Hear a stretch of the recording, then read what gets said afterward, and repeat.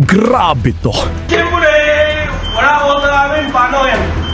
Antay ka. Oo nga, antay ko. Okay? Oo.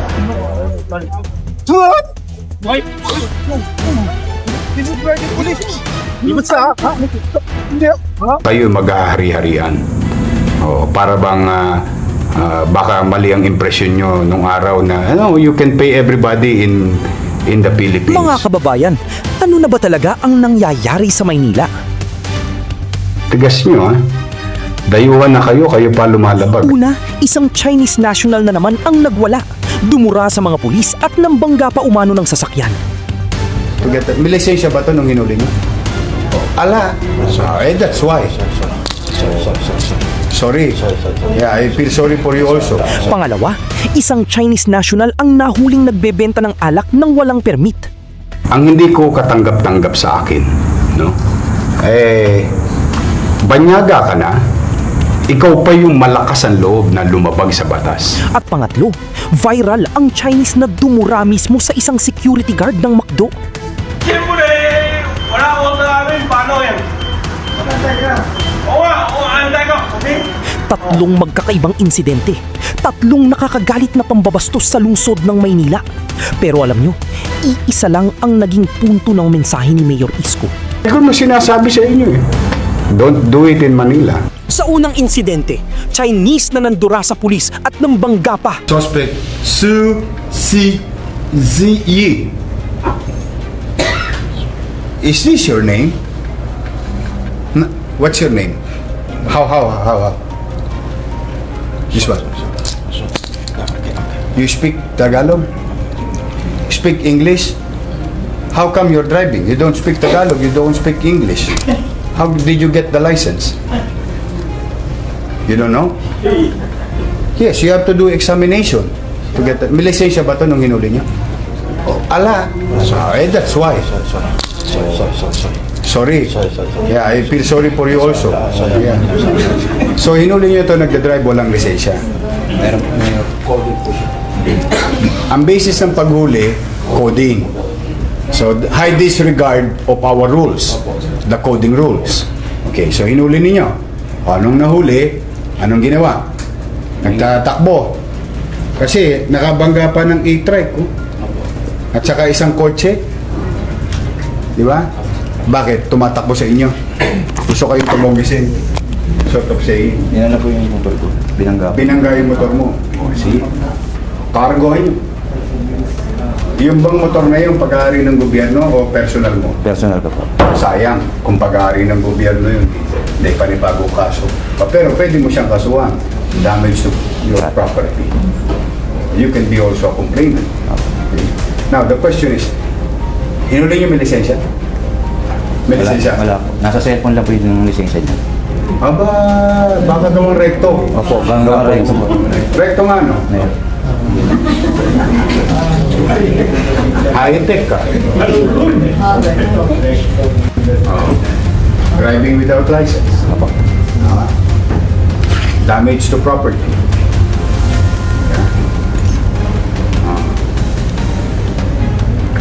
You Nyangga?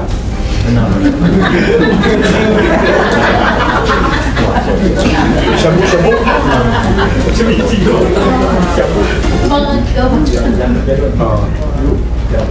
Tingnan ninyo, i-coordinate nyo sa proper agencies kung ano ang proseso, particularly PDEA, para malaman kung siya ay positive sa illegal drugs. If there is a process on it, you follow the process. And from what I heard, how long? Philippines? How many months? Months? Live here in Philippines, how many? No. Don't fool me. You know this? Sometimes it fell in the head. From heaven. No. I'm not making fun of you. I'm serious about my question. How long in the Philippines? How many months? 1 year? No. How many years? 2 years? 2 years. Here, Philippines? Four? Gopa? 50 years ba? Gopa? Ba 5 go? 500? 500 years? Ano yun? Mas matanda po siya. Kasi ito kasi masarap dito. Alam niyo, ako inaano ko, sinasakyan ko lang toys. Hilig nila pag nahuhuli, kunwari, no English, no Tagalog. Kaya huwag kayong magugulat mga kababayan nanonood. Huwag kayong magalala, hindi ako matutulong guys ito. Actually, yung tanong ko, tira pasok. Huwag kayong magalala. So, many months? 6 months? 5 months? 5 years? Oh, okay. So, today, 2020. When did you arrive? 2020. When did you arrive, Philippines? Ano to? Okay. Junior. File yung dapat necessary case analysis. Then you report to Bureau of Immigration. I don't like this type of people in these foreigners. Just so happen that he's a Chinese. It goes to every foreigners. Tingnan mo, matigas ang ulo eh. Yan yung gumaganyan-ganyan sa Quezon City, kaya hindi siya mapayagan dito eh. Yung naalala mo dati, a few years ago, na matapang pa itong mga to. Di ba? Tingnan natin tapang nila. Superpower. Sa kilig-kilig.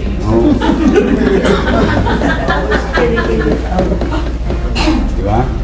Yung kanyang sasakyan, ebidensya yan. Driving without license. Impounded. Diba? Ito ba yung ikaw to, no? Kayo dumali nito? Yung Major Santiago. At saka mga pulis natin sa traffic. At saka ating MTPB. Ngayon, isubmit ito sa makipag-coordinate kayo sa immigration. Baka may pending case pa to. Then, submit his name sa Interpol. Katulad ng isang Chinese na hinuli natin na wanted pala sa China. Of drug dealing. So, submit this immigration. Meron na. Bilis mo mga pulis Maynila eh. Talaga hindi mo matutulong sa WPD, MPD.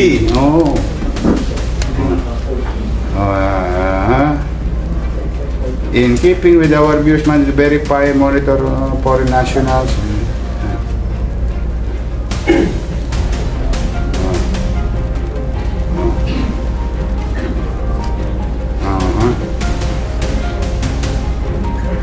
No. Sabihin mo sa kanila, initiate, kasi baka magpiyansa lang toilets eh. They will use their money. What I want is this guy to be declared undesirable alien. To be kicked out of the country and be blacklisted. They have the power to do that. Because of the, yan ang pinaka kasi ihoyo mo dito yan. Diba? Babagsak to, drug user. Tapos violation of traffic. These are bailable eh, di ba? Puro bailable yun eh. Di andar lang ang pera nito. Kung may amo pa to, yung amo nito magbabayad. What I am after, you tell immigration that this guy do what is legally possible to be declared undesirable alien, to be sent to his host or mother country. I don't like him here. Kung gusto nila, lipat nila ng ibang syudad yan. Pero sa Maynila, hindi pwede. Pero hindi. This is how you protect also the country with this type of people. If they can do it in Manila, they can do it in Quezon City, in San Juan, and so on and so forth. This is a danger to our community. Diba? While we welcome them, we protect the interests. As I've been telling you, we protect them. But this guy should not be here. Should not stay in the country. Sabihan lang kay Acting Chief Intelligence Division Fortunato Manahan Jr. Kami tulungan tayo. Yes. Undesirable alien. Baka susunod niya magbebenta na yan. Susunod niyan, baka mamaya sagasaan na kayo niyan. Alam niyo bakit? Kaya lalong tatapang yung mga yan pag kaya tayong bayaran. Sabi niya, piyansa lang pala katapat eh. Pwede na akong lumabag sa batas. yung drug dealing sa China, firing squad eh. Kita mo yung nahuli natin, na halos maihi sa ano niya. Bala ang batas nila yun. Pero may batas din tayo dito. But more than the law, we are obliged. Dinudungo mo pa ako. Magbabapuhan ka ba sa akin? Kung bakla ko to,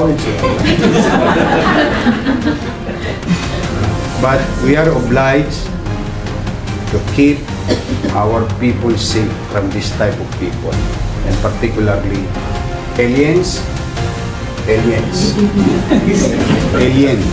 without the S. No, we don't like him here.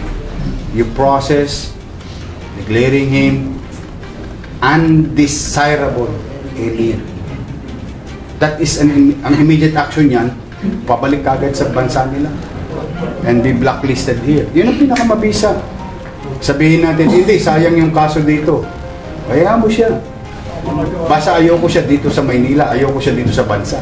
If there is a way, legally, you do what's necessary. Anyway, you have lawyers. You consult your lawyers.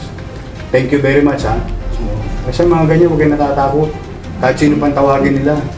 Kasi minsan niya mapagpanggap yung mga yan. O tatawagin yan, Avengers. May mag-name drop yung mga yan. Kaya huwag kayo naniniwala pag may picture sila sa akin, okay na. Wala yun. Ang dami may picture sa akin. Lalo na yung mga ganyan. We welcome them. We'll keep them safe. That is our obligation to keep them safe. Sinasabi dito, di pangalagaan ang mga mamayan ng lungsod ng Maynila at lahat ng dumadako dito, domestic or foreign, but they are also not allowed to violate our rules. Ayan o, mga kababayan, hindi ka po pwede. I'm sorry too, but we have to follow rules, okay? You go to, where are you, China? Wuhan?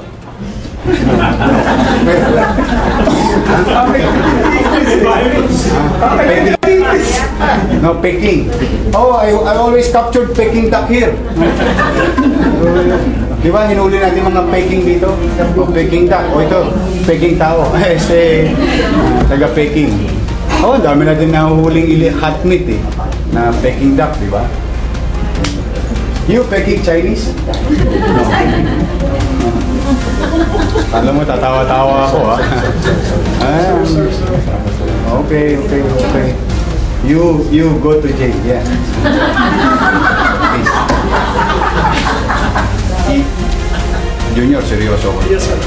Sabi niyo to sa immigration. Yes, sir. You coordinate with the national government.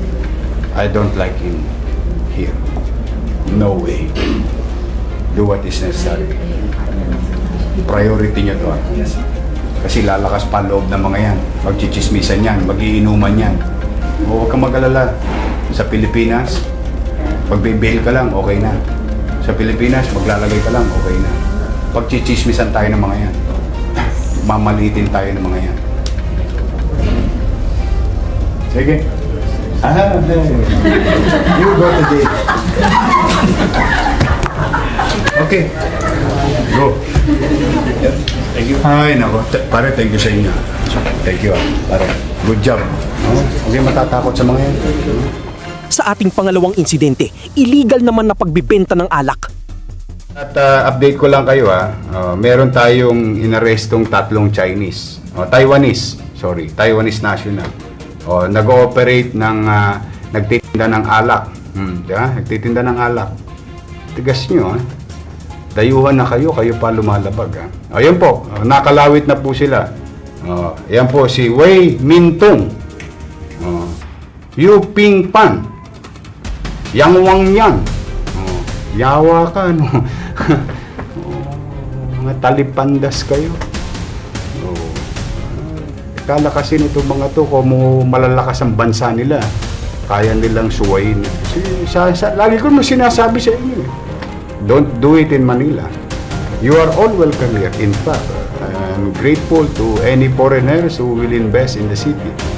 But do and follow our rules. The same way kami pumupunta sa bayan. Hindi naman yan na general population. May ilan lang mga talipandas na but rest assured, those violators of our simple rules in the city of Manila ay pababayaan natin. Ayan po, kinasuhan na po sila. Nahuli sila ng SMART headed by Major Ibay at mga kapulisyahan natin dito sa city. Maraming salamat O yan, may calculator ka pa. Alam mo, nakaka-insulto kasi. Alam nyo ako, I have nothing against foreigners.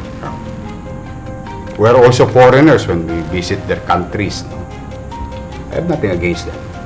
Ang hindi ko katanggap-tanggap sa akin, no? Banyaga ka na, ikaw pa yung malakas ang loob na lumabag sa batas ng host country. O in this case, host city. Diba? Di ba dapat pagbanyaga ka? Ikaw yung nakikisama sa kultura, tradisyon, at mga batas na umiiral sa host country or host city. Di ba? O kahit naman tayo, sumusunod tayo sa kanila eh. Yun ang great insult sa atin. Kaya mas medyo nagpapanting-anteng ako while I encourage yung mga foreigner na magnegosyo, which is good for the people of Manila and for our country. Lahat kayo, anumang uri, anumang nasyon, lahat welcome. But you have to follow our rules. Kailangan makibagay din kayo sa mga kultura, tradisyon ng aming bansa o ng aming syudad. Hindi yung kayo mag-ahari-harian. Para bang baka mali ang impression nyo nung araw na you can pay everybody in the Philippines. O you can pay authorities. O baka yun ang impression nyo sa Maynila dati. Those days are gone now. And I hope this will be a fair warning to every foreigners. You are welcome. Don't get me wrong. Come here in Manila. Do business here. No harm will come to you from the city government. Provide us job opportunity for our people. Thank you very much. But I hope no monkey business. And I hope you follow the rules. Yun lang. If you do that, I will protect you. The way I protect the people of Manila or Manileños. You will have that kind of benefit also while you're inside Manila, while I'm the mayor. But katulad yung isang, di ba, Taiwanese din yun, yung iniiyan pa, sinuntok pa yung tanod, ayun. Hindi ko papayagan yun. Yung mga ganun. No? We are always certain about our rules. I hope maging babalayan. Nagtitinda kayo ng alak, wala namang kayong permiso. Huwag niyong tutularan itong mga to. Pangatlong insidente, dumura sa security guard. Ang tolongges na Chinese din. Mainlander. Kalahin mo holder pa ng permanent residence ID. Ngayon, ito namang tolongges na to, nag-viral din. Sinisita siya ng gwardiya sa loob ng McDonald's. Sinisita siya ng gwardiya sa loob ng McDonald's. Na huwag siyang dudura doon sa loob ng McDonald's. Siguro, maliit ang pagtingin niya doon sa gwardiya. Yung gwardiya naman, tinutupad lang yung kanyang tungkulin dahil premises niya yun eh. Obligasyon niya yun. Mangyari, inaway pa yung gwardiya, nandura pa. Nung nakita ko yung video, sabi ko kay Junior, ayoko matapos ang araw na ito. Gusto ko bago lumubog ang araw, makalawit niyo tong Chinese na ito. Sila Major Ibay, hinanap yung tolongges na yun. Nakalawit. Nung bandang huli, sorry. And I feel sorry for him also. Nasaan na yung loko na yun? Nasaan na? Immigration. Sure? And sir, bali, nakapag-English prior. Pero may sulat na tayo sa immigration. Soli nyo lahat yung mga yan sa motherland nila. Whether kahit anong uri, anong lahi nila. Whether they are superpower. Ako rin may superpower sa kilikili. Hindi po pwede pinagyayabang nila na yung bansa nila matayog. Yung bansa nila maunlad. Hindi. nandito kayo sa Maynila, sumunod kayo sa alituntuning pinatutupad ng pamahalang lungsod. Mahuhuyo kayo rito. Ang lalakas ang loob yun. Lalo pa ngayon, ang mga netizen, naku, nakakatuwa. Maraming salamat sa mga netizen, sa mga nire-report nyo sa akin. Yan naman, basta narebalida naman namin. Katulad kanina, may nag-netizen, pinorward sa akin, mali yung kwento. Kasi may resibo ako na yung isang kagawad, hindi lang pinagbigyan maka-discount. Kaya kung ano-ano na sinabi. Pero, hindi siya pwede magsinungaling kasi may resibo. Sabi ko nga kay Dennis si Dennis Biahe, ako sa inyo, idemanda nyo yung kagawad. Libel. Bakit? Nagkiklaim ng mali Nagkiklaim ng mali para maging responsable din ng tao. Hindi ko mo opisyal. Pero, sa nangyaring yan, maraming salamat sa ating mga pulis. Nandito naman si Mr. Romson Ong. Siya ang may-ari ng franchise ng McDonald's. Galing ako sa inyo kanina Kinamayan ko yung gwardiya nyo Kaya lang hindi siya duty. Kinamayan ko, pinuntahan ko yung gwardiya kaya lang sabi niya, sir, hindi ako yung duty. Yung isa yun maraming salamat doon sa gwardiya na yun. Sabihin mo sa kanya, tama yun. Matatakot kahit Onax pa yan. Ano man banyaga yan, Chinese, basta mali. Meron na nga coronavirus, ikinalat ba sa loob ng mall? Ang loob ng McDonald's, di ba? Kung di ba naman Tolongis yun? Ayun, ito po si Mr. Romson Ong, may-ari ng McDonald's Masangkay branch. Nagpunta siya rito, papasalamat daw sa inyo. Yan. Sobrang bilis ng action. Actually, nung sinasabi ko pa lang sa guard na kailangan pa-blatter, the next day, automatic nandun na kagad sila in Jarpura. Tapos full day sila hinintay. Tama yun. Kasi hindi po pwede pala. Kasi kung kaya nilang gawin yon sa mga ganong lugar, paano pa ang ordinary Juan de la Cruz? Baka mamaya duraan sa mukha nun. Hindi, di ba? I'm just saying. Hindi ko sinasabing mangyayari. Pero is there a possibility? Of course. Tama lang yun, namasakote siya. Nasa bakasyon pa ako noon, partida yun. Unahan doon ako. Dadalhin natin sa spa. Sinabi pala nung isang guard, ilang beses na pala nangyari yung gano'n. Kita mo. Kaya talaga, pa-declare nyo yung undesirable alien. Sagot ng Bureau of Immigration. Para po yun na sagot.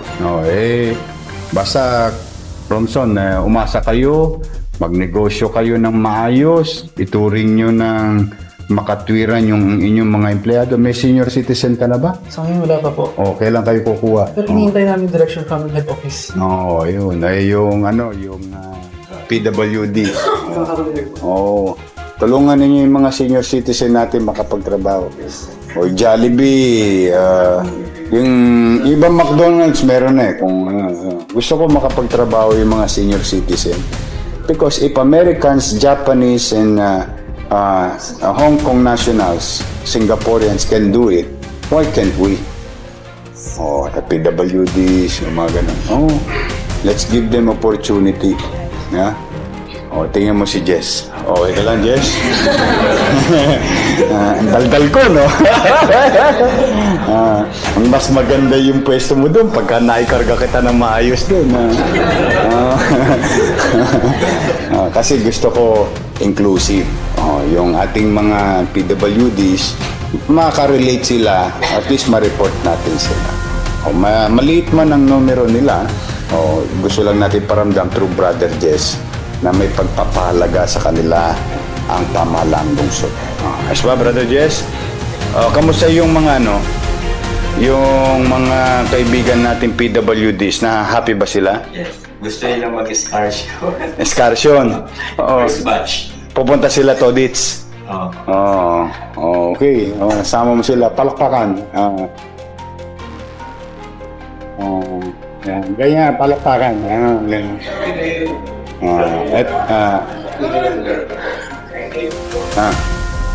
School.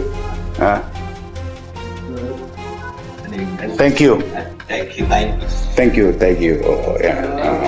Yeah. Pag dalawa kamay, thank you very much. Ito, thank you. Thank you very much. Ngayon, basta umasa kayo, in our own little way, may bago ng gobyerno ang Maynila. Thank you. Gulat ako kanina, dinaanan ko, ang linis ng Masangkay. Malaki yung bago ngayon. Kita ko kanina. Dati- Nadadaanan na ng tao. I'm happy for you. Nag-inspection ako kanina eh. Kaya lang kakaiba. Sa government ngayon, sobrang May awa ang Diyos. With your help. thank you. I hope you continue to believe Yes. someday somehow magtitino rin ng Maynila. Sige. Thank you. Ingat ka. Pero may konting simple token of appreciation lang. Ayun. Sa mga lespo.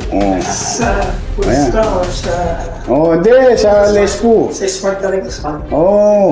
Bigyan mo lang. Thank you, pare.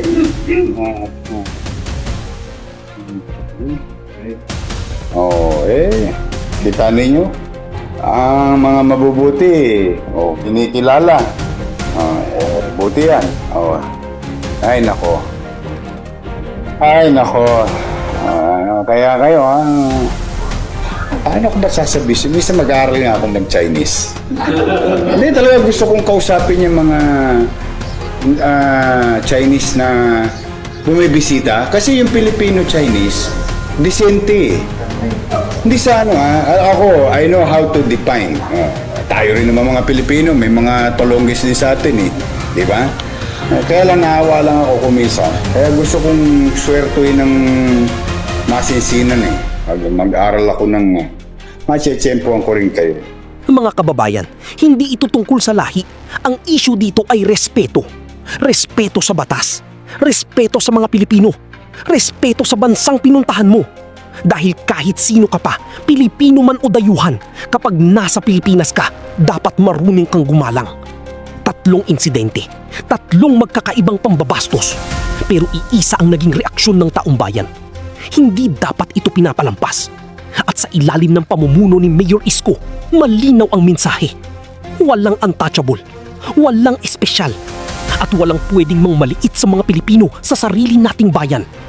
Mga kababayan, sang-ayon ba kayo na dapat mas higpitan pa ang batas laban sa mga dayuhang abusado? Comment down below.